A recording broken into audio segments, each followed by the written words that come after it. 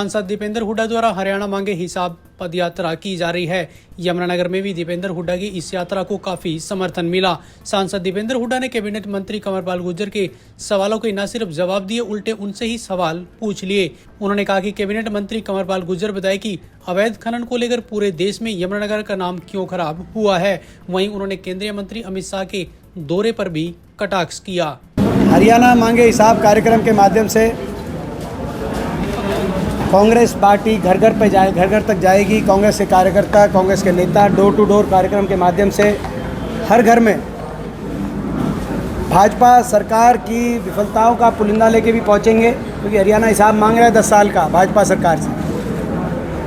और कांग्रेस के संकल्प भी लोगों तक पहुंचाएंगे कि कांग्रेस के क्या संकल्प हैं, जब हमारी सरकार बनेगी तो हम क्या करेंगे। और लोगों से भी सुझाव लिए जा रहे हैं कि हमारी घोषणा पत्र में क्या क्या बातें हम शामिल कर सकें। जनता का मैनिफेस्टो हम तैयार करेंगे लोगों के सुझाव लेकर। इन बातों को लेकर आज यमुनानगर में हमने एक लघु पद यात्रा करी।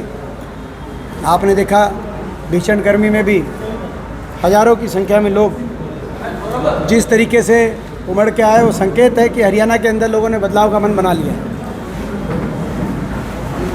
इसके अतिरिक्त आज केंद्रीय गृह मंत्री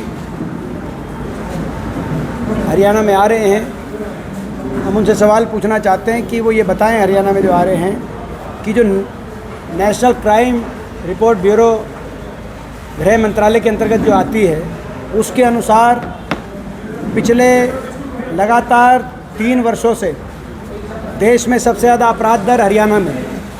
उन्हीं का मंत्रालय ये बता रहा है कि देश में सबसे ज़्यादा अपराध हरियाणा में है। तो बताएं, यदि उनका मंत्रालय सही बता रहा है तो इसकी जिम्मेदारी किसकी है। 10 साल के बाद सबसे ज़्यादा अपराध दर हरियाणा प्रदेश में है, सबसे ज़्यादा बेरोजगारी दर हरियाणा प्रदेश में है, तो लोग इस सरकार का साथ क्यों दें। ये कंवरपाल जी बताएं कि यमुनानगर में बीजेपी ने यमुनानगर की इतनी दुर्दशा क्यों की 10 साल में। आज यमुनानगर की स्थिति किसी से छुपी नहीं है। आज यमुनानगर में 10 साल से कोई एक इंडस्ट्री नहीं आई। प्लाईवुड की इंडस्ट्री ठप हो गई। जवाब दें इस बात का। अगर नहीं हुई तो बताएं कि प्लाईवुड की इंडस्ट्री बहुत खुशहाल हो रही है।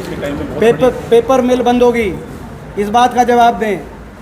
कंवरपाल जी इस बात का जवाब दें। सिविल अस्पताल में कुछ इन्होंने बढ़ोतरी करी थी। आज सिविल अस्पताल में 100 डॉक्टरों के पद खाली हैं।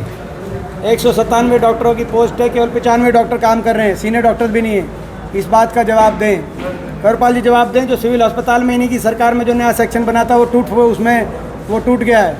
आप वहाँ पे आज जो है आप देखो, आपने रोज़ टाइलें गिर रही हैं। कंवरपाल जी उस बात का जवाब दें। कंवरपाल जी जवाब दें कि खनन माफिया भ्रष्टाचार में जो है यमुनानगर का नाम और खनन माफिया का नाम पूरे देश में इतना बहुचर्चित क्यों हो गया। कौन है वो खनन माफिया के, कौन लोग हैं जो खनन माफिया का संरक्षण कर रहे हैं, उनके सरगना कौन लोग हैं, ये इस बात का जवाब दें। और वो इस बात का जवाब दें, आज वो इस बात का जवाब दें कि 10 साल पहले ये कहा गया था कि जो थर्मल कारखाना हमने बनवाया यमुनानगर में, उसमें कैपेसिटी बढ़ाई जाएगी।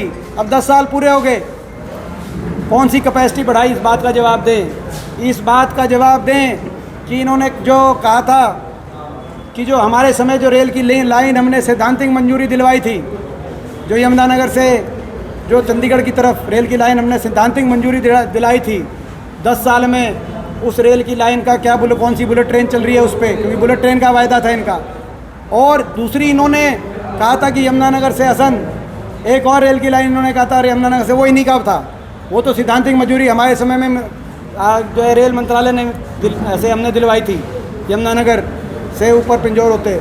मगर इनके समय जो इन्होंने यमुनानगर से हसन की एक रेल की लाइन भी गई थी, करनाल डिस्ट्रिक्ट तो मुख्यमंत्री का डिस्ट्रिक्ट रहा है और आज भी है।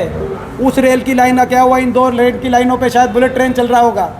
बुलेट ट्रेन तो चल नहीं रही, कोई रेल की लाइन तो चली नहीं, रेल तो चली नहीं यमुनानगर में, लेकिन खनन माफिया जरूर चल रहा है। हरियाणा में विधानसभा चुनाव की उल्टी गिनती शुरू हो चुकी है। ऐसे में सभी राजनीतिक दल जहां एक दूसरे पर सियासी हमले करने से नहीं चूक रहे हैं, वहीं प्रदेश की जनता से अपनी पार्टी के लिए समर्थन की मांग भी कर रहे हैं। खैर, यह तो समय ही बताएगा कि जनता इस बार बदलाव के मूड में दिखती है या एक बार फिर प्रदेश की बागडोर भाजपा के हाथों में सौंपती है।